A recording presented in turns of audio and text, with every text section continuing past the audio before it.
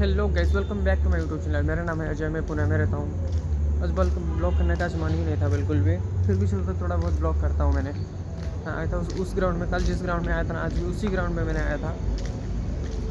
क्या करूँ यार, अब ब्लॉग लगना अच्छा नहीं लग रहा है, क्योंकि आप लोग जो, मैं ब्लॉग तो मेहनत से बनाता हूँ, लेकिन आप लोग कोई भी सपोर्ट नहीं करते हो, लाइक नहीं करते हो, फॉलो भी नहीं करते हो, सब्सक्राइब भी नहीं करते हो। क्या करूँ दोस्त?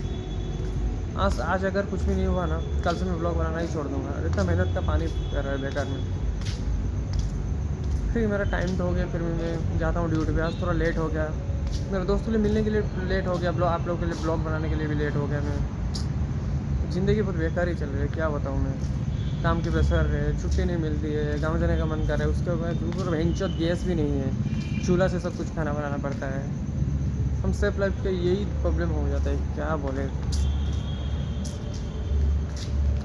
ठीक है दोस्त, कल मिलते हैं फिर।